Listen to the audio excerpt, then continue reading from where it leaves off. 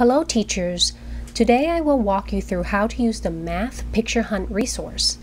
Once you have downloaded the Google Slides, it will be placed in your Google Drive. You can open it, and once you have opened it, I always recommend that you create another copy of the Google Slides. You can do that by clicking File, and then click Make a Copy, Entire Presentation, and you can name this copy whatever you want. And the reason why I recommend that you make another copy is because this game is an interactive game, therefore things get moved around accidentally all the time. If the links don't work because of any reason, you can always go to the master copy and work from there. You can also always go back to the TPT store and then download the Google Slides again, but this just saves you time from going back to the TPT store. You have the master copy ready in your Google Drive just in case of anything. Alright, so the second page is where you can find the link to the video tutorial. You can also find my email address right here just in case you need to reach me because you have a question, or if you spot any mistake on the product, please let me know. I will fix it right away and then I will send a new copy to you. You can also go to my store if you want to find out about more resources by clicking the logo. Teachers, please feel free to pin, post, blog, or Instagram about this resource. But please provide a link back to my store. You can share with your colleague. Just make sure that they know that it came from Little Yellow Star. I also have my social media account right here if you want to go follow me on Instagram or Pinterest. I try to post about different topics on Instagram. It's just fun sometimes to talk to like-minded people and share the struggles and the funny moments that we go through in our teaching lives. With this resource, there's multiple ways to use it. This is just a suggestion on how I have used it in the past. I have used this resource as a review game to play with my class during our Zoom meeting. I usually separate my students into 2 to 3 groups. There are usually around 15 different items for them to find, so 3 is a perfect number. The students will have to find the items listed in the picture, and then each time their team finds an item, then they will be directed to the math question. So once the team answers the question, if they answer it correctly, then they get a point. But if not, then they don't earn a point for finding that item. I always allow the students to unmute themselves when it's their team's turn. This way they have a chance to talk, discuss, and come up with the answer together. This is the list of the items that the students have to find.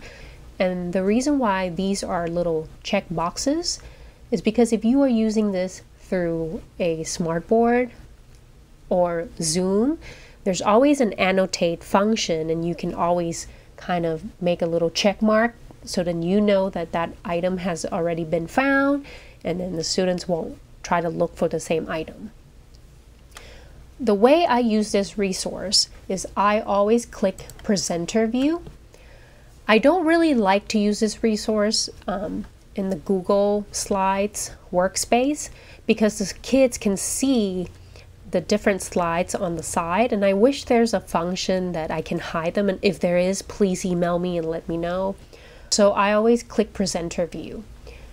I never really click Present because when I click Present, it takes over my entire screen and I can't click on other tabs.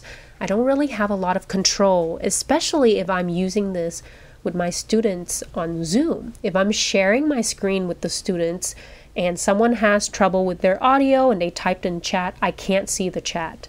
So I always use Presenter View. So when you click right here, the down arrow, click Presenter View. This way, you see that I still have control. I can click on different tabs on my computer. If the students need help in the chat, I can click and see the chat. So now that the game has started, the students will look for the items listed.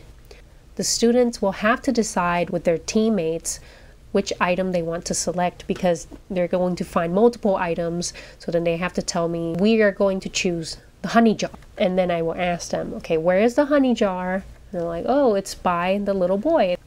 Okay, then you click on the honey jar and it will take you to the math question. I usually give the kids 1 to 3 minutes to answer the question, depending on how hard the question is. Once they have an answer, they can talk among themselves and then decide, okay, this is our final answer. They let me know, and then we click answer. And if it's correct, then yay, they get a point. And if not, then oh well, they'll have to try again. They won't get a point for this round. Then you can just click back to the picture hunt. So now that we're back, if I'm using Zoom with the kids, then I would use annotate function, and I would put a check mark right here on Honey Jar. And you can continue playing this game until all the items are found. If you're stuck on an item, you can't find an item, you can always click answer keys, and then it will take you to this page where you can see where all the items are located. If you need to go back to the picture hunt, you just click picture hunt right here, and then it will take you back to the picture hunt page. You can use this resource however you like. My students really love this, so I hope that your students will enjoy it too.